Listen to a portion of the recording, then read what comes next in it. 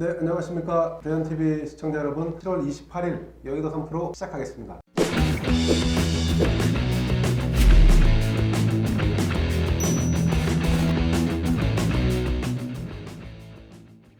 자, 오늘도 저와 함께 해주실 장프로님, 강프로님 나와 계십니다.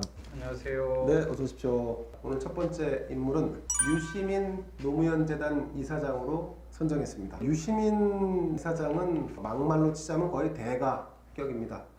이런 말도 했습니다. 국기에 대한 맹세는 파시즘이다. 보수 언론은 독극물이다.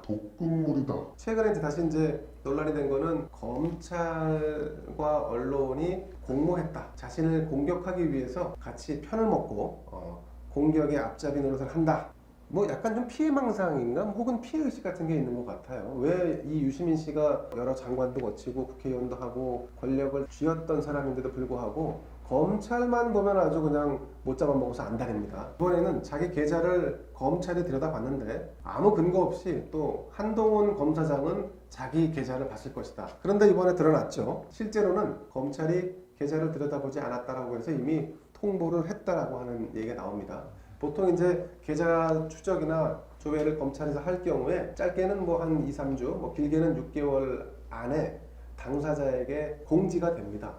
근데 지금 유시민 씨가 자신의 계좌를 봤다고 언급한 게 벌써 한 6개월이 지났을 겁니다. 근데 왜 유시민 씨는 이처럼 검찰을 못 잡아먹어서 안달일까요? 아니면 왜 유시민은 이 검찰과 관련된 사안만 나오면 일종의 피해의식 같은 거를 비추는 걸까요? 되게 사람은 자기가 겪은 거에 기초해서 모든 거를 되게 판단하잖아요. 그렇죠.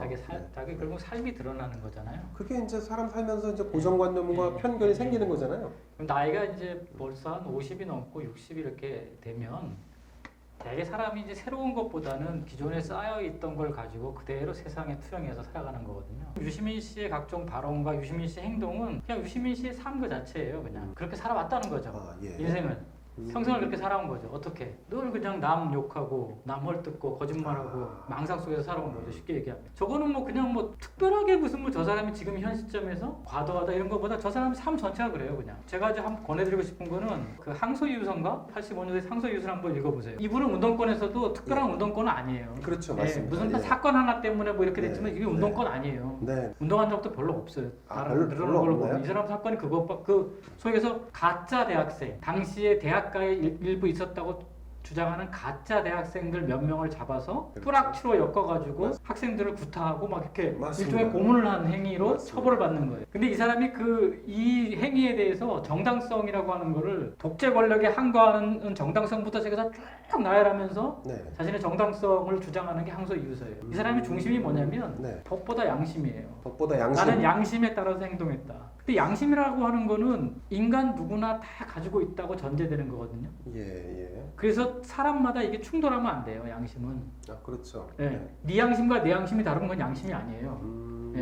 왜냐면 그게 고전에도 나오지만 양심이라고 하는 건 타고난 마음이거든요. 인간 본성이거든요. 그럼 같아야지 다 인간이잖아요. 그렇죠. 그러면 그 당시에 가짜 대학생으로서 억울하게 당한 그 사람들은 양심이 없나요? 있죠. 왜 없어요? 근데 왜 지양심 가지고 항소를 해요? 이거는 지 편한 대로 잣대를 들이대는 거예요. 근데 그 잣대를 자기 생각이 아니라 온 세상에 좋은 얘기는 다 갖다 들이대는 거죠. 피해망상과 과대망상은 동전의 양면이거든요. 예. 이게 왜냐면 신데렐라는 피해잖아요. 그렇죠. 피해망상이잖아요. 계모한테 피해잖아요. 네. 근데 또 하나의 과대망상이 있죠. 왕자님이 찾아올 거라는 거. 피해망상과 과대망상은 동전의 양면이에요. 똑같이 가는 거예요. 예. 그럼 이 사람의 지금 여러 가지 행위나 발언은 뭐냐면 네. 피해망상과 과대망상이 동시에 나타나는 거예요. 그러니까 나는 거물이라서 검찰이 건드리고, 그죠? 늘 검찰이 나를 하고, 국가 권력이 나를 하고. 근데 지금 국가 권력이 문재인 권력이잖아요. 그렇습니다. 그러니까 문재인을 욕해야 될 걸 검찰을 욕하는 거예요. 옛날 같았으면 이 사람이 검찰을 욕했겠습니까? 정권을 욕했겠죠. 당연히 대통령을 욕했겠죠. 그렇죠. 왜 박정희를 욕해요? 그러면 그런 식으로 따지면. 맞습니다. 김재규나 아니면 그 당시에 있는 국정원장을 욕해, 안기부장을 욕해야지 박정희를 욕해요. 그러게요. 그럼 윤석열을 욕할 게 아니라 문재인을 욕해야지, 이 양반 합법대로라면. 맞습니다. 근데 일관성도 없네. 그러니까 가장 중요한 게 왜 이 사람을 사입이나 그런 망상증 환자로 보냐면 이 사람 일관성이 없어요. 이건 진짜 솔직히 말할 가치가 별로 없는데 유시민은 얘기하려니까 얘기합니다 그냥. 유시민은 유시민 신데렐라 같기도 하고 말이죠. 피해망상과 과대망상을 같이 같이 가지고 있을 수 있다 이런 말씀하셨는데. 아니 원래 그 신데렐라 이야기가 네. 피해망상과 과대망상, 정신 분석적으로 보면 네. 피해망상과 과대망상을 동시에 다루는 얘기예요. 아. 누구나 어렸을 때부터 나는 공주였는데 나는 뭐 훌륭한 뭐 집안의 딸이었는데 네네. 막 이렇게 구박을 받고 언젠가 누군가 나타나서 나를 진짜인 나를 구해줄 거야. 예. 이런 이제 환상 속에서 이제 그런 걸 이제 어린 시절 보내고 유년기를 보내고 이런 걸 산다고 하는 게 이제 신데렐라 이야기의 핵심인데 네네. 그거를 고스란히 담고 있는 거예요. 제가 봤을 때 이 사람은 유시민이라는 사람을 한마디로 표현하면 교활한 권력자거든요. 권력을 추구했던 사람이잖아요. 강프로는 교활하다는 단어를 좋아하는 것 같아. 영악하다. 뭐 교활이나 영악이나 똑같은 얘기인데 왜 이 사람이 이렇게 됐느냐? 수많은 자기 지지자들이 네. 사랑해주고 지지해주니까 원래 사람이라는 게 간사한 게 예. 권력에 한번 취했다가 이 권력을 내려놓으면 그 권력이 없어지는 게 아니에요. 마음속에. 국회의원 떨어진 사람들 보십시오. 예. 그 사람들 가만히 보면 그 권력을 놓는 순간 우울증이 옵니다. 이 사람들이. 예. 자 그러면 유시민 노무현 재단 이사장은 지금보다 더 큰 권력을 갖고 싶어하는 사람인가요? 그러니까 이런 거죠. 네. 이런 상황들이 계속 이어지는 이유는 네. 자기가 권력자라고 생각하는 것보다 약자. 나는 지금 전 정권의 피해자. 피해자, 탄압받고 있고 모함받고 있다. 그래서 나는 약자기 때문에 우리 지지자들이 더 똘똘 뭉쳐야 된다. 더 지지해야 된다. 이런 것들 나를 중심으로. 나를 해서. 중심으로. 아 예. 이 사람이 그래 우리 그 솔직하게 보세요. 180석이 넘는 거대 여당의 지지를 받는 사람이에요. 이 사람이. 뭐 그와 그쪽 편에 서 있죠. 그쪽 편에 서 있고 네. 타도 주장도 계속 그렇게 하잖아요. 맞습니다. 모든 문제들을. 예. 그런데도 적폐 전임 정권에 나는 탄압받고 있고 지금 저 검찰에 지금 탄압받고 있고 뭐 모함받고 있고 뭐 이렇게 계속 자리매김을 그렇게 하는 거예요. 포지셔닝을. 네. 교활한 권력자예요. 끝까지 이거를 네. 쥐고 싶은 거예요. 왜냐? 가만히 보니까 문재인 정권이 노무현 정권의 호위무사였는데 네. 노무현 정권 사망도 오래됐고 지금 네. 벌써 문재인 정부도 이제 이게 권력이 다 돼가는 것 같아. SNS 상에서는 자기가 이 방패막 역할을 해서 이 권력을 유지해야 되는데 네. 이 시기도 조금 있으면 나의 효용 가치가 떨어질 것 같은 거예요. 예. 그러니까 이런 말도 안 되는 얘기들로 더 아니 그럴 수 있어요. 네. 저게 이거 잘못하면 테러 당할 수도 있는데 대현 TV가 테러 당하는 건 아니죠? 큰일 났다. 우리가 얘기하는 이제 이슬람교에서 탈레반이 형성되는 과정이 그래요. 극단주의자들. 네. 네. 왜 극단 원리주의자들과 극단주의자들이 생기게 되면 원래는 이제 사회가 이렇게 안정화되고 점점 발전하면 되게 이제 뭐 공산주의도 그렇게 해서 사라지지만 네. 되게 그 법체계 내로 들어오게 돼 있어요. 그래서 아, 입헌주의와 그렇죠. 의회와 이런 이제 예, 제도 속으로 예. 제도 속 내에서 구현하는 방식들을 택하게 돼 있어요. 그렇죠. 네. 그러면 그중에 그렇게 손해 보는 집단이 생겨요. 그러면 어떤 집단이 손해 볼까요? 속에서 원리주의자나 극단주의자들이. 그러니까 처음에 이 조직을 키웠던 사람들이 손해를 보는 거예요. 아 그러군가요? 처음에는 왜냐면 네. 소수였기 때문에 뭔가 열심히 하고 진짜 정신없이 가서 싸웠을 거 아닙니까? 네, 맨날 그렇죠. 죽고 네네. 네? 피 튀기면서 네. 그러면서 했는데 정직이 점점 커지잖아요. 그러면 커지면 이게 새로운 사람들이 많이 오잖아요. 근데 이 사람들은 그런 사람들이 아닐 거예요. 왜냐면 이제 지금은 좀 이제 안정되고 그렇죠. 먹고 살만하고 이제 그렇죠, 그렇게 돼서 그렇죠. 뭔가 이제 네. 자리도 있고 그러니까. 그러면 점점 어떻게 됩니까? 처음에 했던 사람들이 밀리죠. 아 밀려나죠. 예. 왜냐면 이제 이제는 그런 시대가 아니잖아요. 왜냐면 숫자도 딸리잖아요. 그렇죠. 사람들도 그런 예, 안정을 예, 추구할 예, 예. 거니까. 그럼 이 사람들이 점점 어떻게 되겠습니까? 이제 고립되죠. 그렇죠. 고립되죠. 그럼 이제 자기들만의 세계를 추구하게 되는 거죠. 그러면서 이 사람들은 이제 이탈하죠. 기존에서 이탈하죠. 예. 그리고 이제 자기들만이 완전히 공고한 이제 아성들을 쌓죠. 그런 것들을. 그러면 이제 더 강화되는 거죠. 이게. 예. 이게 탈레반이거든요. 그렇죠. 예, 이게 탈레반이에요. 그 조선시대 때도 이제 유교 탈레반들이 생기고 다 그래요. 모든 사회가. 네네. 그래서 그 탈레반들이 뭐냐면 새로운 시대를 여는데 장애물이 돼요. 아하. 그러니까 예를 들어서 지금 이 탈레반들이 없으면 예를 들어서 뭐 좌파든 우파든 뭔가 좀 서로 좀 이제 좀 건전하게 균형을 잡으면서 네. 견제하고 경쟁하면서 갈 수 있는 게 되는데 우파든 좌파든 탈레반들이 존재한다 그러면 특히 그 탈레반들이 대중적 지지를 많이 확보한 상태라 그러면 네. 어렵게 되는 거죠 그게. 왜냐면 늘 거기 눈치를 봐야 되니까. 그렇죠. 기본적으로. 예. 그래서 지금 이제 강프로 말씀대로 유시민이라는 사람이 권력력은 강해요. 저는 이 사람이 결코 대권을 포기하지 않았다고 봐요. 아니 권력력이 강하면 정치를 하지 왜 거기 저 재단에 가서 이렇게 해야만 정치가 예. 돼요. 그 사람이 한 이게 정치는 그럼. 이거니까. 왜냐하면 끊임없이 의혹을 제기하고 약자 코스프레이하고 음모론을 얘기하고 음모론. 자기를 아무런 증거나 근거를 제시 안 해도 없는 얘기 지어내고. 없는 얘기 지어내고 그렇지. 그렇게 해야만 우리 지지자들이 더 똘똘 뭉치거든요. 아, 왜냐면 지금 자꾸 권력이 지지율이 자꾸 떨어지고 그렇죠, 그렇죠. 임기 후반기고 이러니까 불안한 거예요, 이 사람들이 지금. 그러면 저 유시민 씨는 상당히 기술자적인 정치를 아유, 하고 있는 거예요. 그럼요. 기술 정치하는 거네요. 그 정치 기술자처럼 보이는데 사실은 요즘 하는 얘기들 하나하나 뭐 근거도 없고 뭐 마치 지어낸 얘기처럼 막 떠드는데 그럼에도 불구하고 그 뒤를 따르는 또 무사들이 있죠. 뭐 몇몇 국회의원들이 유시민이 발언하면 그거 가지고 검찰 때리거나 아니면 야당 인사들 때리거나 하고 있는데 자 이런 혼란을 야기하는 유시민 어떻게 좀 차단할 방법이 없을까요? 근데 저는 하여튼 권력의 중심에서 멀어지고 있잖아요. 네네. 근데 이게 시간이 점점 지나잖아요. 그러면 이건 자연적으로 그 힘은 줄어들 것이다. 도태된다. 도태될 것이다. 아, 네. 왜냐하면 사람들이 이제 슬슬 안 믿기 시작했거든요. 조금씩 이건 뭐야?라고 네네. 이제 그 방송에서 오랫동안 방송하다가 금방 나왔을 때는 되게 신선해가지고 국민들 그렇죠, 엄청 사랑을 그렇죠. 많이 받았거든요. 예, 예. 근데 요즘 상식에서 벗어나는 얘기들, 그러니까 자기를 지지하는 사람들한테만 네. 좋은 얘기들만 자꾸 한다고 이제 조금 사람들도 이제 알기 시작했거든요. 그리고 권력이 중심에 있는 사람은 아니잖아요, 이 사람. 그렇죠. 지금 아니죠. 네. 그래서 시간이 지나면 우리 한동 검사가 했던 얘기처럼 네네. 이 미천 다 드러났다. 미천 다 네. 드러났다는 부분에 잊혀지는 사람이 되지 않을까. 이게 저는 그렇게 내가- 아 생각합니다. 그냥 가만 내비둬야 한다. 내버려둬야 돼. 아. 전화가 이게 그 솔직히 오늘 우리 이 토론도 이 사람 더 띄워주는 거지. 사실은 뭐 아 그런가요? 그러면 저 유시민 띄워주면서 동시에 우리도 좀 한 번 더. 네. 3000년 전에 이제 공자가 제일 싫어했던 게 이게 아첨하고 향원이거든, 향원. 향원. 예. 향원이 뭐냐면 사입이 아 사이비. 그럴듯한데 아닌 거예요. 아. 이게 야 오늘 상당히 좀 적절하게 와닿는 네. 단어네요. 이게 왜 사이비를 왜 싫어하셨냐면 공자께서 사람을 특별히 싫어하지는 않는데 왜 싫어하냐면 네. 우리가 그 논에 농사를 지면 피를 뽑잖아요. 예. 그걸 가라지라 그러잖아요. 예.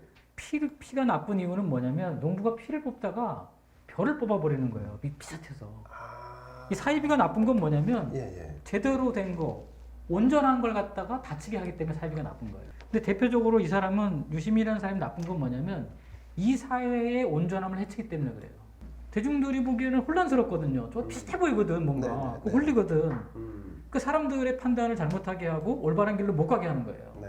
그 제일 나쁜 놈이죠. 그래서 아까 말씀하신 대로 네. 이 파괴 기술자, 네. 기술. 예, 기술 중에서 제일 고도의 기술이 파괴 기술이거든요. 원래 아. 이 건물 파괴하고 이 건물 한 번에 물었도 이게 아주 엄청나게 네. 고도의 기술이거든요. 그렇죠. 파괴 기술자가. 맞습니다. 네. 근데 파괴를 이 사람 같은 경우는 파괴 기술자도 안 되는 게 뭐냐면 네. 파괴를 하는데 파편이 사방으로 튀는 거예요. 그냥 폭탄이네. 네. 이 사람은 뭘 갖다 지가 나름대로 해결한다 그래놓고는 그거를 해결해야 되는데 그것도 해결 못한 상태에서 주변에 파편을 떼가지고 온 사방에 온전히 남아있는 것까지 다 파괴시키는 사람인 거예요. 신전 교수의 말을 빌리자면 수사지휘권 발동까지 부른 이 엄청난 사태는 실은 유시민의 피해 망상으로 거슬러 올라간다. 유시민의 주관적 망상을 윤석열 총장을 제거하는 정치적 기획으로 발전시킨 것은 최강욱, 황희석이라는 작전 세력이었다. 뭐 이렇게 주장을 했습니다. 자, 오늘 저희가 싹 내키지 않았지만 유시민 씨와 관련된 논의를 하는 거는 뭐 이렇게 주제를 다루는 거는 이 사람이 하는 행태를 좀 우리가 좀 이해를 해서 어떻게 제어하는 것이 좋을까. 신라젠 관련해서는 다시 한번 다루겠는데요. 유시민은 여기까지 하겠습니다. 부동산과 관련된 주제를 한번 다뤄보겠습니다. 문재인 정권은 왜 부동산 가격을 올리고 있는가? 자, 이게 참 역설적인 주제입니다만 문 정권은 주택 가격을 잡겠다고 22번이나 정책을 내놨습니다. 규제와 관련된 정책이었는데 정책을 내놓을 때마다 혹은 지역을 선정할 때마다 지역 집값이 오르고 전체적으로 전국 단위로 부동산 버블이 더 커졌습니다. 나라가 네 거냐? 뭐 이런 구호를 외치는 이 일반 시민들의 집회도 이어지고 있습니다. 문재인 정권은 진짜 부동산을 안정시키겠다는 의지는 있는 겁니까? 강프로 보시기 어때요? 제가 강프로 지금 참 전세 사시나요? 예, 저는 전세 살고 있는데 예, 전세 살기 힘들지 않습니까? 집이 이게 문제가 심각합니다. 지금. 그렇죠. 예. 기본적으로 우리 부동산은 사유재산이잖아요.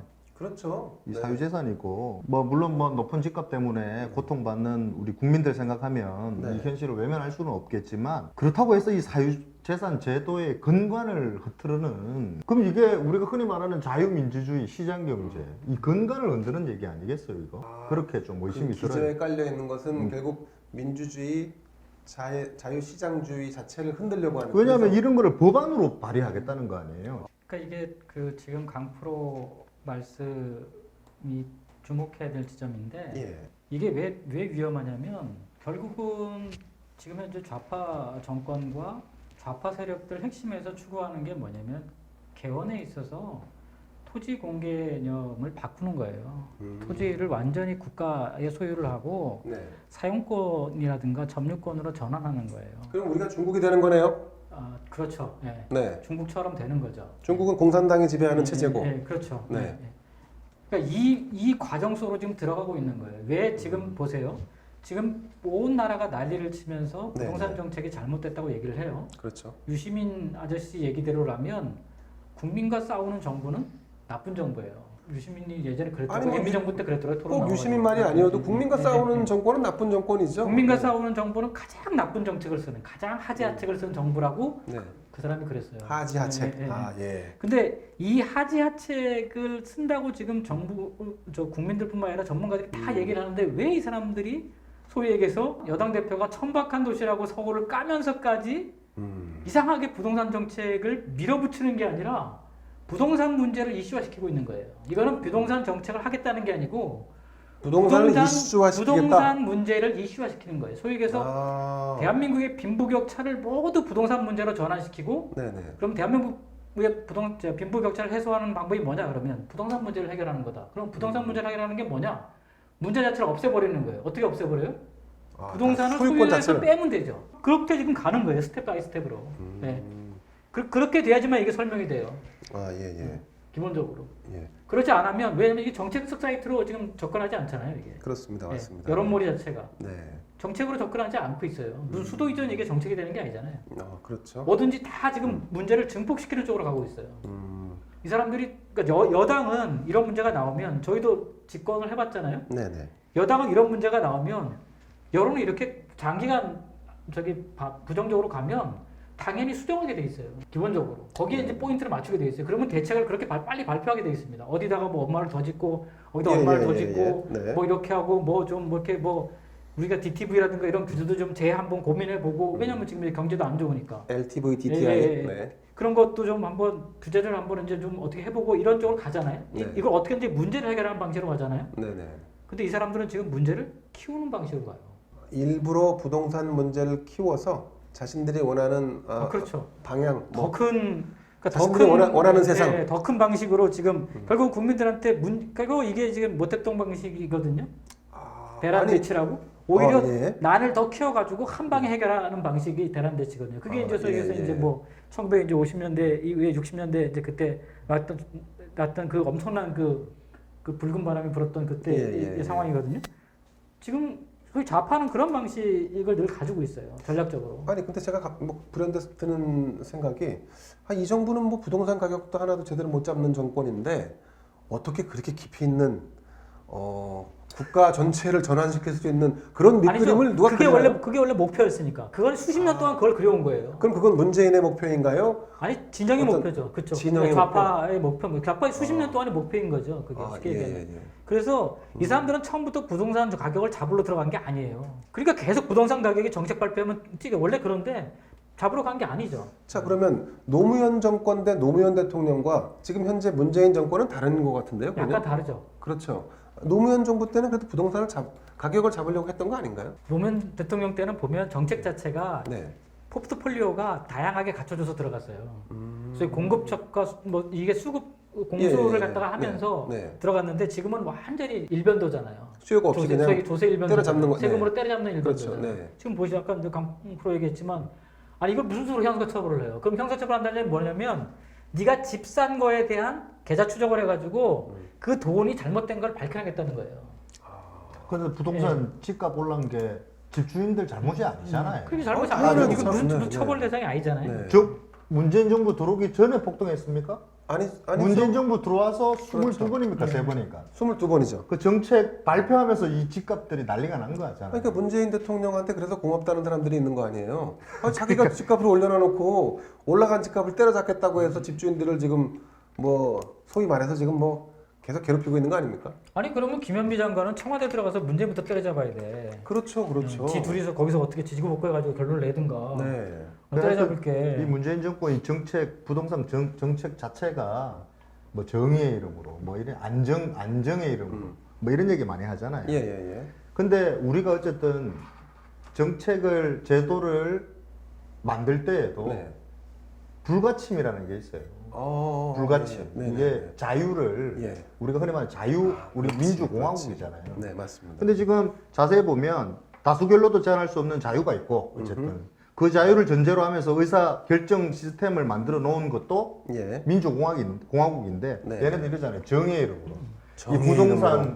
정책의 안정을 네. 이름으로 예, 예. 이 불가침의 영역인 이 자체를 네. 부정하면서 형사처벌하겠다는 거 아니에요? 법률 만들어가지고. 근데 야, 그게 말이 됩니까? 지금 그렇게 주장하고 있어요. 아, 이- 정말 이게 못됐네. 이 사람들이 어떻게 그런 발상을 해. 이 사람들이 겨냥한 안정은 가격의 안정이 아니라 정서의 안정이에요. 그러니까 체제의 소위 안정이네요. 정서의 안정. 이게 소위 얘기해서 내가 살고 있는 동네, 내가 살고 있는 집보다 다른 지역에 살고 있는 집이 몇 배씩 더 높은 것에 대한 사람들의 그 상대적 안 좋은 감정인 빈곤. 거죠. 그 정서에 대한 안정이에요. 아, 상대적 빈곤이나 네. 박탈에 대한 네, 상대적 빈곤보다는 사회적 박탈이죠. 박탈. 네. 왜냐면 이런 거잖아요. 친구가 둘이서 한 10년 전에 똑같이 강북 어디 살다가 네. 예전에 한번 나왔잖아요. 한 사람은 강남으로 이사하고 한 사람은 일산으로 이사할 수 있어요. 네, 그 있죠. 네. 근데 그 당시엔 둘이 다 똑같았을 거라고요. 그렇죠. 네. 오히려 일산이 네. 신도시였는데 더 이미지는 좋았죠. 똑같아서 아니 사는 게 수준이 똑같아가지고 네. 아마 그렇게 이사를 했을 거예요. 똑같이 30평으로 이사를 했다고 쳐요. 네. 그러면 일산은 한 9억 됐을라나? 근데 여기 9억. 여기 이쪽은 강남은 30억 이상이 됐을 그렇죠, 거예요. 그렇죠. 네, 맞습니다. 네. 그럼 이걸 무슨 수로 이게 정서적으로 이게 감정적으로 접근이 될까요? 이게? 그 개분위기 채워지지가 네. 않죠. 왜냐면 지금 둘 다 똑같은 집에 있고 똑같이 네. 이제 똑같은 학교를 거의 비슷하게 나와가지고 왔다고 치면 이건 사람들의 정서를 어떻게 할 수가 없어요. 이건 감정은 감정이니까. 아마 그 두 친구가 지금 다시 만나면 걸음걸이부터 다를걸요 아마. 네. 그러니까 이거를 정책으로 때려잡겠다고 지금 하는 거예요. 이거를 제가 볼 때 이 사람들은 처음부터 가격을 관심 갖지 않았어요.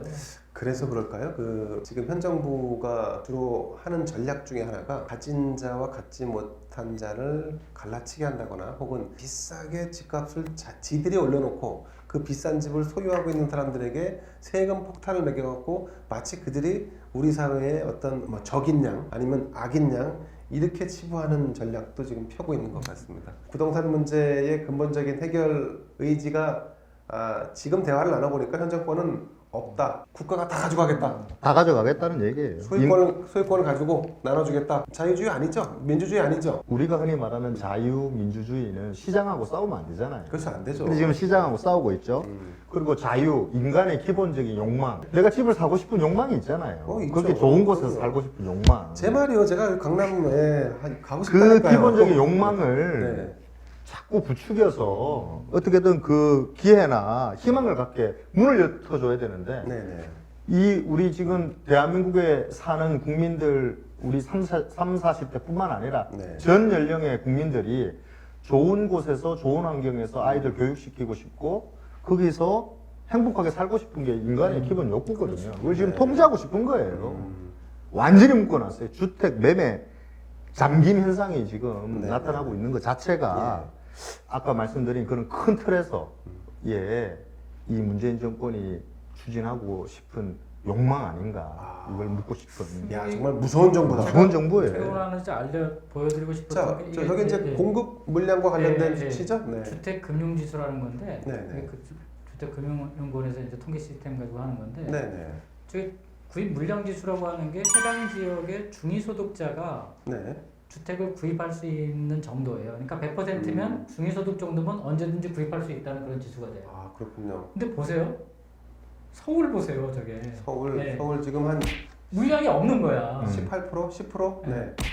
그러니까 저기 강원도 같은 경우는 거의 100%잖아요. 강원도는 웬만하면 중간소득이면 다 집을 살기를 원하면 살 집이 있다는 거예요. 사죠. 예, 그렇죠. 예. 네. 다 저 그렇잖아요. 경북도 네. 그렇고. 맞습니다. 근데 지금 전체적으로 보면 전국 평균보다는 경기도, 뭐 제주도가 좀 떨어지고 서울은 엄청난 차이가 나잖아요. 그러네. 그럼 저기 물량이 없다는 거잖아요. 그렇죠. 그럼 해법이 없다는 뭡니까? 물량 물량을 공급- 세워주는 거잖아요. 공급해야죠. 근데 네. 저거 안 하잖아요. 네네. 저걸 몰라서 안 하냐 이거죠. 아니죠. 저 그래프가 정부 건데 정부도 보고 앉아 있겠죠. 저걸 왜안 그렇죠, 보겠습니까? 그렇죠. 저도 보는데. 아니 그리고 저거는 올해만이 아니라 작년, 재작년 그 전부터도 다 비슷했을걸요? 이 수치 자체가? 그러니까 저거를 놓고서 저거를 어떻게 해준지 저걸 올릴 생각을 안 한다? 그러면 이건 마음이 없는 거예요. 그러면 수도 이전을 하겠다라고 하는 그 마음은 있는 거예요? 수도 이전 할 마음은 있죠. 아 있습니까? 예. 서울에서 뽑아내고 싶죠. 네. 아 근데 저는 뭐 문재인 대통령이 하도 뭐 일단 질러놓고 나중에 수습이 안 되는 게 지난번에도 뭐 청와대에서 나와갖고 여기 광화문 대통령이 되겠다고 했지만 그것도 안 하셨잖아요. 좌파가 제일 좋아하는 임금이 누구예요? 정조. 아 정조. 왜 정조를 좋아해요? 네. 정조는 네. 천도를 실천한 유일한 임금이에요. 결국은 정조 독살설의 배경 중에 나오는 게 여러 가지가 있지만 네네. 천도설도 있어요. 수원화성이 무슨 뭐 자기 아버지 사도세자에 관한 여러 가지 그런 거 있잖아요. 근데 정조는 한양을 떠나고 싶었어요. 예. 정조는 천도를 하고 싶었던 거예요. 네네네. 기본적으로. 천도를 하면 근데 저기 말로가 안 좋은 거 아니에요? 원래 그렇죠. 천도라고 하는 거 엄청난 공력이고 이제 그렇죠. 그리고 예. 이제 기득권 세력하고 이제 결국은 이제 엄청난 싸움을 벌여야 되는 거죠. 그렇죠. 네. 지금 이제 이게 약간 유시민류의 피해 방상, 과대 방상과 똑같은 건데 예. 이 사람들은 대한민국 역사 내내 자기들은 저기 소위 해서 핍박받고 압박받았던 거니까 핍박과 압박의 상징이 어디냐? 서울인 거예요. 서울이다. 이놈의 서울을 떠나야지. 이놈의 서울을 떠나야 대한민국 우리가 산다 이런 식으로. 아니 그럼 떠나면 되지 왜 여기 남아가고 이렇게 사람들을 괴롭혀요 그래? 사람들이 착각하는 것 중에 하나가 뭐냐면 부동산 가격이 높은 게 경제적으로 나쁜 게 아니에요. 부동산 가격이 높다라고 하는 거는 그것도 이제 시작인데다가 예, 그 예. 사회 부가 그만큼 많다는 거예요. 아. 그리고 부동산이라고 하는 거는 과세에 굉장히 중요한 원천입니다. 그렇죠, 소스입니다. 네, 그렇죠, 자원입니다. 맞습니다. 자, 네. 우리 정부 다 부동산 가격 전국 다 동의를 한다고 생각해 보세요. 앞으로 이제 종부세 없습니다. 네, 그럼 재산세 이런 것들 뚝 떨어져요. 그렇죠. 네, 그다음에 이제 뭐 저기에서 양도세 이런 거 없습니다. 그럼 세수가 엄청 줄겠네요. 세수가 아마 지금 현재로 따지면 한 3분의 1 정도 줄 날아갈 거예요. 3분의 1이나요? 네, 네. 우리 뭐 개인소득세하고 그다음에 법인세 얼마 안 돼요. 그다음에 개인소득세가 주고, 네네. 네, 개인소득세가 주고 법인세 그다음에 있고 개인소득세가 한 양도 저기 뭐 종합소득까지 합하면 그게 한 150조 가까이 될 거예요. 네. 법인세하고 그다음에 이제 부동산세. 그렇군요.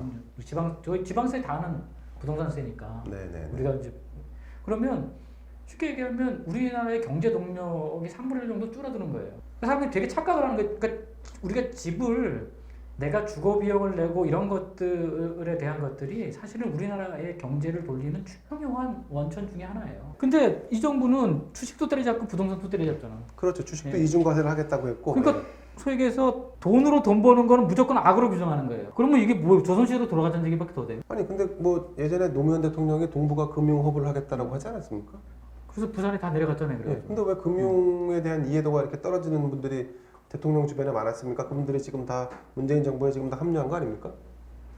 그러니까 이 사람들은 사기꾼이라니까. 그러니까 이 사람들을 높이 평가할 게 아니라니까. 이 사람들은 관념적으로 가지고 있는 게 아니에요. 왜냐면 자기 행동을 그렇게 안 하니까. 예. 그러면 그렇죠. 뭐 조국부터 시작해서 다 재테크 하잖아요. 하죠. 네, 부동산 투자 다 하잖아요. 주식 아주 개걸스럽게 하잖아요. 네네네. 신라전 이런 사건이 왜 발생했겠습니까? 한번 통 크게 한번 벌고 싶어 하죠. 네.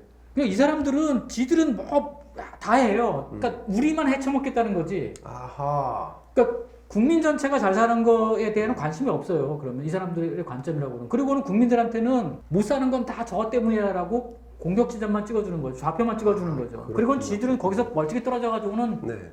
다 헤쳐먹는 거예요. 제가 좌파를 싫어하는 이유가 그거예요.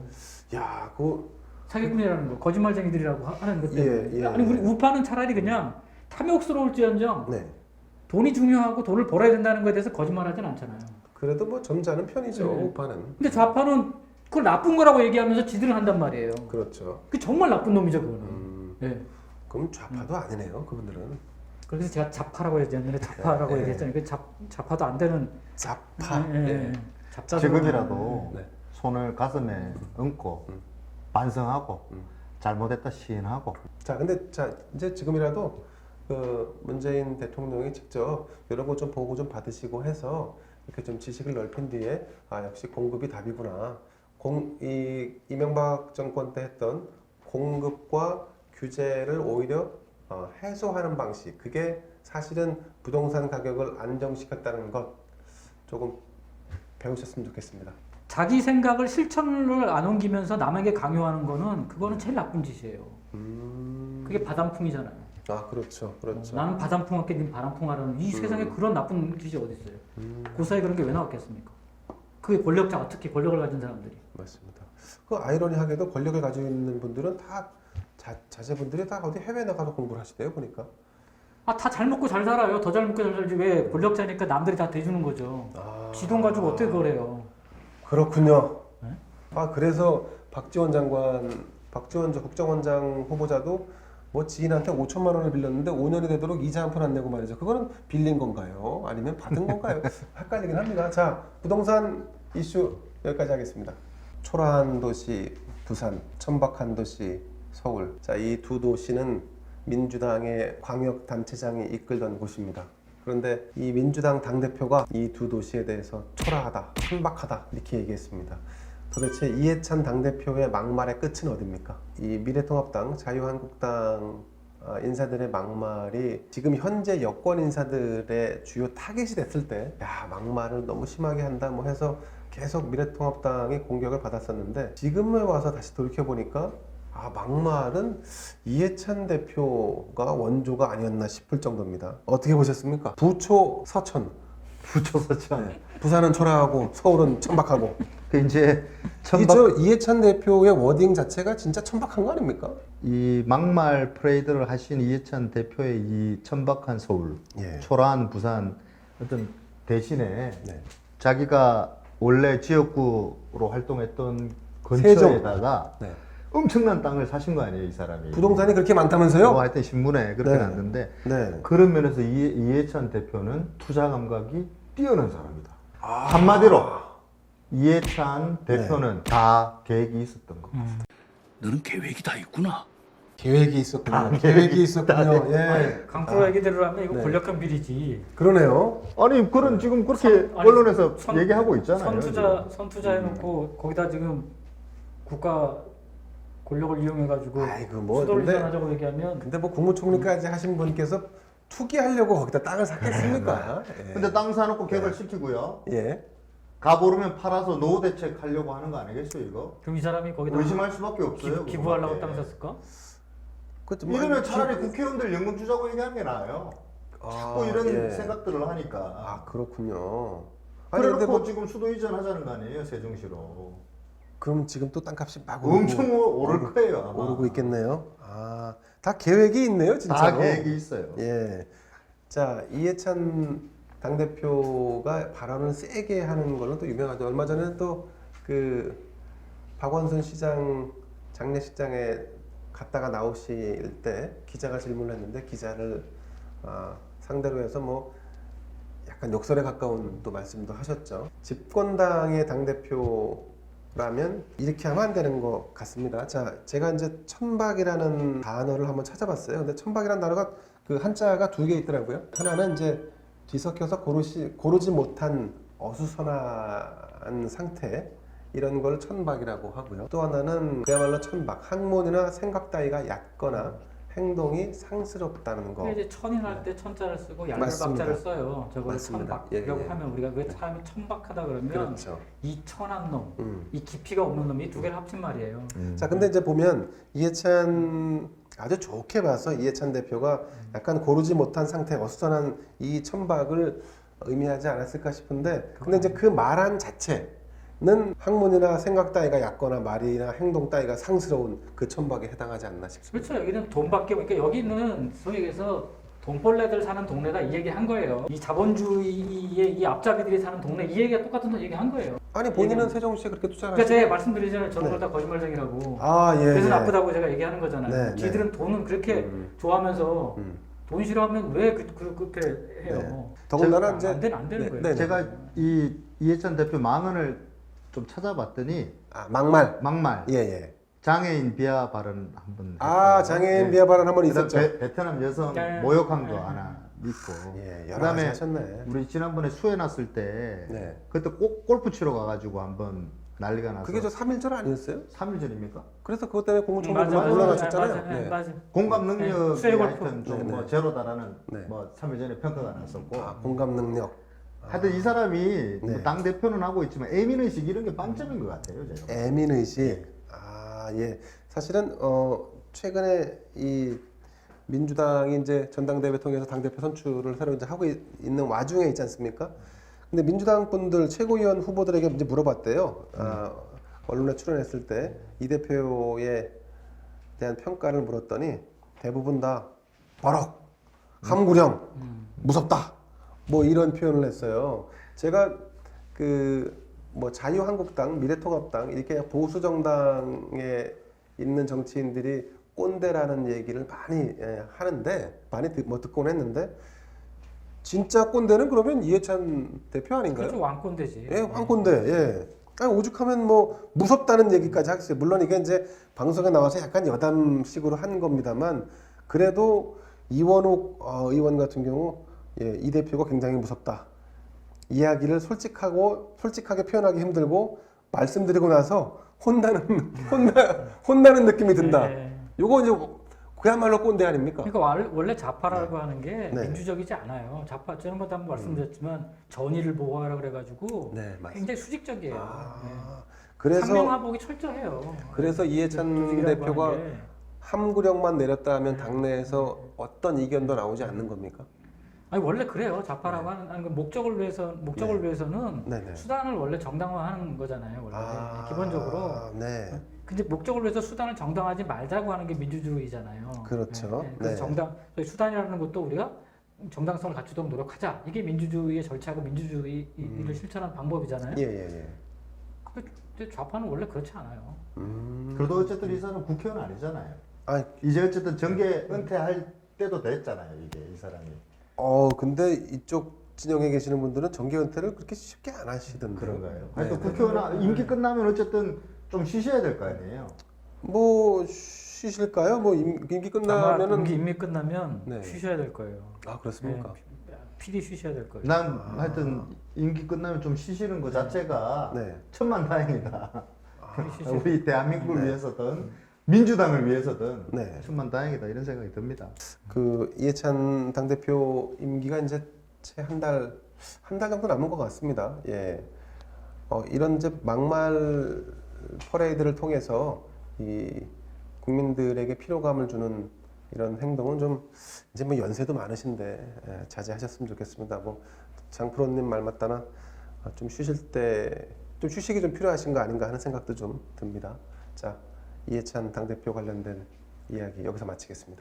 이번에는 말이죠. 지난 7월 25일입니다. 저녁 때 서울 서초구 일대에 엄청난 교통 정체가 빚어졌습니다. 그 이유는 이석기 전 의원 내란 음모 사건으로 구속돼 있는 이석기 전 의원을 석방하라고 하는 그 시위 차량이 이 일대를 다 막아섰기 때문입니다. 시위하는 형태도 상당히 테러에 가깝습니다. 이 정도 2,500대나 참가를 했다는데 이석기 석방을 요구하면서 서울 강남 일대의 교통을 마비시키는 테러에 버금가는 이런 집회 기습 신고는 됐다고 하니까 이런 시위를 했습니다. 말씀드린 대로 내란 음모 사건에 연루돼서 국가보안법 위반으로 해서 2015년 대법원 확정 판결을 받았습니다. 징역 9년 현재는 복역 중이고 아직 남은 형기가 한 2년여 가까이 남아 있는 것 같습니다. 네, 지금 문재인 정권이 채 2년이 남지 않았기 때문에 임기가 그 전에 이석기를 어떤 식으로든지 빼내오겠다라고 하는 것이 지금 이석기 지지자들의 속셈인 것 같습니다. 지금 이석기와 같은 정당을 했던 인사들은 현재 진보당이라는 이름으로 정치 권력으로 정치 집단으로 남아 있습니다. 자, 장프로님, 이석기라는 사람을 석방하라고 하는 이 주장 이런 것이 중구난방으로 이렇게 이어지는 거 어떻게 보십니까? 근데 저는 개인적으로 네. 저는 거의 뭐 이렇게 무정부주의자에 가깝기 때문에 네. 자유에 대한 제한을 이렇게 두는 거에 대해서는 원칙적으로는 반대예요. 근데 네. 기본적으로 그 자유라고 하는 거는 타인의 자유를 침해하지 않는 한도 내에서의 자유라는 거죠. 그렇죠. 그냥 그렇죠. 네. 그래서 어떤 형태가 됐든지 간에 어떤 주장을 하든지 간에 나의 자유를 위해서 남의 자유를 침해하면 안 되는 거예요. 안 되죠. 네. 근데 이석기라는 사람의 문제는 뭐냐면, 그러니까 이 사람을 석방하라고 주장하는 사람들의 문제라고 하는 건 이석기의 문제거든요. 이석기라는 그렇죠. 사람의 문제는 뭐냐면 자신의 생각을 관철시키기 위해서 사회에 테러를 가해도 좋다고 생각하는 사람이에요. 맞습니다. 그- 실제로 테러 모의를 예, 했다라고 하는 의혹이 예. 뭐 다 있었죠 그 당시에는.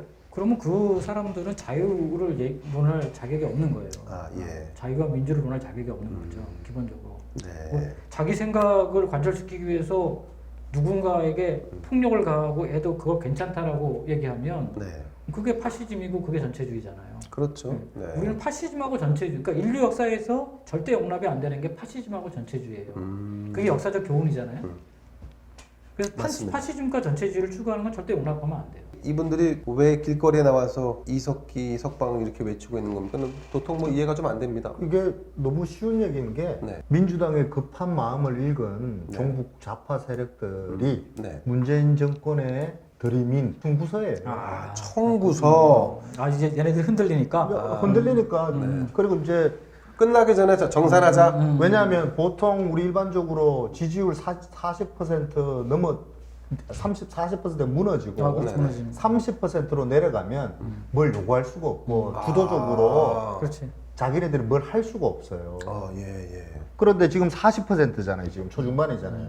마지막 마지노선에 온 거예요. 42%인가 지금 되지요. 네. 지금이 딱 적긴 거예요. 이때 얘기를 해야 되고 네.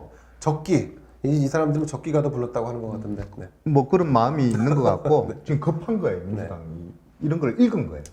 이 중국 좌파 세력들도. 야, 그러면 이 사람들 뭐 종북 좌파일지는 모르지만 하여튼 타이밍 뭐 이런 거 타이밍이 보는 건 좋은 거죠. 선수들이네요. 그리고 아니, 지금 아니, 원래 그건 잘해요. 그리고 지금 이 정권이 적폐 청산한다고 검찰 개혁한답시고 과거에 여러 사건들 지금 덜쳐내고 있잖아요. 뭐 한명숙 진상규명 뭐 뭐 한다고 한다고 해서. 뇌물수 사건도 이 수표가 증거가 엄연히 존재하는데도 지금 얘기하는 거 아니에요. 그렇죠. 한명숙 총리는 그 건설업자로부터 받은 그 수표가 자기 동생들한테 갔다는 거 아닙니까? 네. 근데 이게 한명숙 전 총리 사건만 가지고 하면 모양 빠지니까 네. 과거에 있었던 적폐로 카테고리를 묶어서 할 수 있을 만한 게 딱 이석기 사건이에요. 이게. 그 전에 요 전에 그 이석기 석방 운동을 하는 분들이 파란 리본 캠페인인가 무슨 캠페인도 했었어요. 근데 그 캠페인에 민주당 소속 국회의원분들도 다수가 공감한다는 입장을 표명했었는데 이석기 석방을 왜 민주당에 있는 국회의원들이 동의해 주는 겁니까? 결국 이제 뭐 눈치 보기를 할 수밖에 없는 거죠. 뭐 같은 소위 해서 이제 교류를 했던 상대잖아요. 힘을 네네. 소위 정권 창출에 이 사람들이 힘을 빌린 거잖아요. 예. 촛불이라고 하는 게 뭐 자연스럽게 자연 발생적인 것도 있지만 결국은 수많은 동원과 단체들이 개입한 거잖아요. 네네. 그렇게 되면 품앗이 하듯이 주고받는 거잖아요. 뭐 아. 서로 그렇게 해야지만 계속 그렇게 가는 거니까 기본적으로 뭐 이 사람들은 그래서 저 사람들은 뭐 극단적이든 아니든지 간에들 발벗고 나서는 이유가 그런 거 같거든요. 기본적으로 그러니까 뭐 도움을 받았으면 그러니까 그거는 칼 같거든요, 사실은. 자, 근데 이거 계산- 포장은 또 어떻게 했냐면요. 양심수 석방위원회라는 게 있어요. 그래서 양심수 석방 추진위원회일 겁니다, 아마. 이분들이 이제 양심수를 석방하라고 하면서 무슨 뭐 민노총의 뭐 그 위원장을 지냈던 분들 뭐 이렇게 했는데 그 중에 이석기가 포함되어 있는 거예요. 근데 이석기가 어떻게 양심수일 수 있나요? 가만히 돌려서 한번 생각해 보면 임기 막판이 되면 네. 어쨌든 자기 사람들 사면하기 쉽지 않잖아요. 근데 제가 요즘에 이 주제를 가지고 공부를 좀 하다 보니까 예. 박근혜 대통령 전 대통령 재판도 좀 빨리 하는 것 같아요. 지금. 내가 이 문재인 정권이 모둠으로 같이 해서 이 찬스를 놓치지 않을 사면 카드를 꺼낼 것 같아요. 박근혜 사면 카드 꺼내면서 통합이라는 미명하에 통합도 하고 네. 뭐 국민들한테 왜냐면 국민들한테 성과를 보여줄 수 있는 강력한 어허. 이걸 다음 정권한테 물려줄 이유가 전혀 없어요. 그러네요. 예. 이거를 꺼내들고 그 그 다음에 그 아까 말한 역사적 평가를 받는 뭐 여러 가지 한명숙 예. 그 다음에 이석기도 끼워넣고 어허, 예. 뭐 이런 것들을 완전히 그냥 한 방에 네. 할 수 있는 마지막 기회가 오는 것 같아요. 이 재판도 박근혜 대통령 재판도 이게 뭐 지지부진하다가 네. 요즘 뭔가 좀 빨리빨리 한다는 느낌이 좀 들어요. 아, 그렇군요. 그러면 네. 박근혜 대통령 다 포함해서 막판에 자 통합이라는 미명하고 다 사면합시다. 뭐 이렇게 하겠다. 청구서 받은 것도 깔끔하게 해결하고 왜냐하면 지금 어쨌든 내년에 재보궐선거 해야 되잖아요. 보궐선거 해야죠. 우리 네, 저 서울시장 그렇습니다. 선거 네. 해야 될 거 아니에요? 서울, 부산시장 뭐 선거하고. 근데 지금 대통령 지지율이 지금 자꾸 빠지고 있거든요. 네네. 그러니까 지금 극좌에 있는 표도 지금 엄청 중요한 거예요 지금. 아 그렇군요. 이거라도 놓치면 지금 자칫 잘못하다가는 다 뺏기게 생겨요. 공고한 벽이 허물어질 수 있기 때문에. 그래서 지금 이런 주장들, 그다음에 한명숙 건, 그다음에 박근혜 대통령 재판도 빨리빨리 진행하는 것 같고. 아, 그렇군요. 그래서 이거를 네. 마지막 기회라고 생각하는 것 같아요. 이 사람은. 원래 그 40%대가 무너지면서 이제 정권이 힘을 잃는 거는 내부가 무너지기 때문에 무너지는 거거든요. 내부가 이제 끝까지 버텨주면 네네.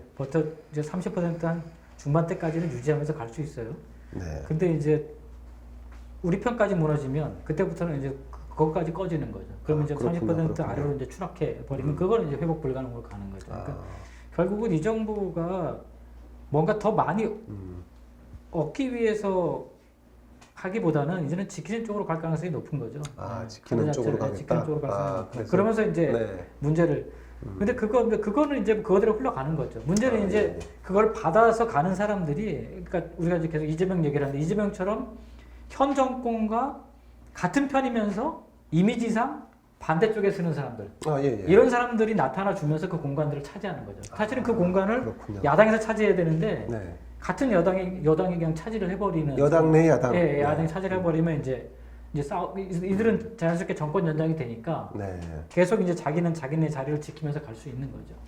옥중서신이라는 표현, 우리가 사실 이 옥중서신이라는 표현은 조금 좀 이렇게 따뜻하고 좀 진한 느낌으로 다가오는 요 단어예요. 그런데 이석기 씨도 옥중서신을 공개한 모양입니다. 이게 옥중서신이라는 게 뭐 억울한 사람이 옥살이 하면서 자신의 어떤 신념과 철학을 공개적으로 밝힐 때 쓰는 건데 이석기의 옥중서신을 우리가 봐야 하는지는 잘 모르겠습니다만은 어쨌든 그가 꺼내놓은 옥중서신의 내용 중에 하나가 남북 관계가 어려운 것은 미국 때문이다. 이석기라는 사람은 미국을 알기는 아나요? 결국은 우리나라 민주화 세력도 좌파라고 하는 거는 아직 그 80년대에 미 문화원 정보를 벗어나지 못했어요. 그러니까 근데 문제는 뭐냐면 그게 뭐 이석기라는 사람은 그게 형식 마음 정말 그렇게 행동하는지 모르겠는데 대부분의 우리가 알고 있는 임종석부터 해서 다 알고 있는 사람들은 그냥 사이비 밤이잖아요. 다 가족들 미국 가서 뭐 하게 하고 다 하면서 뒤로는 다 그렇게 하면서 그렇죠. 그냥 말만 그렇게 하는 거잖아요. 네네네.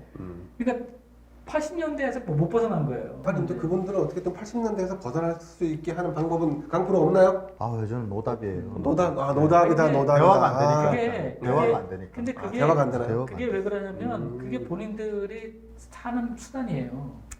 삶의 방식, 방식이나 수단이에요. 수단. 사는 수단. 수단. 저기에 자리를 하고 돈을 벌고 권력을 차지하는 수단이란 말이죠. 지금 와가지고 미국도 바뀌었다고 얘기하면 그러니까 제가 늘 말씀드리지만 좌파는 플로어 개념을 갖지 않아요. 역사를 흐름으로 보지 않습니다. 항상 예. 분절적으로 봐요. 스탁으로 보지. 잘라서. 네. 네. 딱 잘라서 그것만 얘기해요. 자, 네. 대한민국 얘기하면 박정희 시대 딱, 전두환 시대 딱, 예. 노태우 시대 딱. 아니 대한민국이 어떻게 이렇게 딱딱 끊어지나요? 안 끊어지죠. 딱 흘러가는 흐름 속에서 그럼요, 변화하고 하는 맞습니다, 거죠. 그러면 맞습니다. 대한민국이 현재까지 흐름이 바른 방향으로 왔느냐가 중요한 거지. 네. 딱딱 끊어서 거기만 틱탁 도는 거예요. 대한민국 나쁘다고. 네. 그거 이미 몇십 년 전 얘기잖아. 그러니까 좌파라고 하는 건 늘 그런 식으로 현미경이나 바늘구멍에다가 대가리 쳐박고서 세상을 보는 거예요. 협소하게 보이겠다. 아니면 뭐 왜곡돼 보이겠구나 뭐 그러겠죠. 그럼 그런 사람들이 정권을 잡으면 안 되겠네요. 안 되는 거죠. 자, 근데 혹시 그거 아세요? 지난번에 그 이석기가 몸담았던 통진당의 후속 정당이 민중당이었고 민중당이 전국적인 지지율 몇 %인지 아십니까 혹시? 지금요? 그 민중당이 지난 총선에서 얻은 전국 지지율이 1%가 넘었습니다. 1.03%. 그러면 생각보다 높구나. 수십만 명의 지지자가 있는 거죠. 수십만 명은 더 되죠. 그러니까 거기다가 또 민중당뿐만이 아니라 지금 우리 진보당, 네네.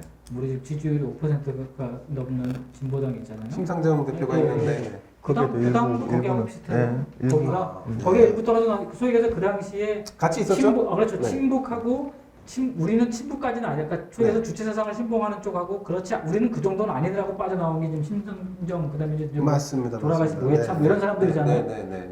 여기 사실상 거의 똑같아요. 네, 말이 그렇지. 그러고 보니까 유시민 이분도 통진당에 있지 거의 않았어요? 똑같아. 통진당 맞아요. 아이고 야. 다 똑같은 분들이세요. 다 똑같네. 뿌리가 같군요. 뿌리가 같아요. 자, 그 이석기 씨가 이제 국가 그 내란 혹은 전복 뭐 이런 걸로 이제 구속 기소가 돼서 9년이라고 하는 중형을 선고받은 사람입니다. 이 석방 운동을 하는 거야 개인의 자유일 수 있겠으나 말도 안 되는 좀 약간 좀 어리숙한 수준 낮은 옥중 서신을 공개하고 그리고 석방을 위한 시위를 강남 일대의 교통을 완전히 마비시킬 정도로 하고 있다. 이거는 정권이 좀 제어를 해야 되지 않을까 하는 생각이 그렇죠. 그게 우리가 지금 1950년대를 사는 것도 아니고 40년대를 사는 것도 아니고 네. 일종의 이제 그런 식의 그 테러리즘식의 방식은 네. 차도를 한쪽만 한쪽만, 개방하게 돼 있어요. 그렇죠. 그 전체를 막는 건 불법이에요. 그렇게 네. 허용해주지 않아요. 물론 전체를 막지는 않았지만 이때 동원된 차량이 2,500대나 되다 보니까 전체가 다 막히는 결과를 초래했죠. 네. 그렇죠. 시위 자체를 그러면 저렇게 하지 않아요. 시위 방식을 저렇게 그렇죠. 두지 이렇게 하면 않아요. 안 되죠. 네, 그렇게 네. 두지 않아요. 그렇게 허용하지 않아요. 네. 이석기 씨 석방 문제까지 제가 얘기를 했는데 뭐 저기 몇 년 안 남으신 것 같은데 아마 저기 사면되기는 쉽지 않을 것 같아요. 그 일부의 주장인 것 같습니다. 자 오늘 그 고생해주신 우리 장 프로님, 강 프로님께 감사의 인사드리고 더불어 시청해주신 여러분께 감사드립니다. 여기서 여의도 3프로 마치겠습니다. 고맙습니다. 맞습니다.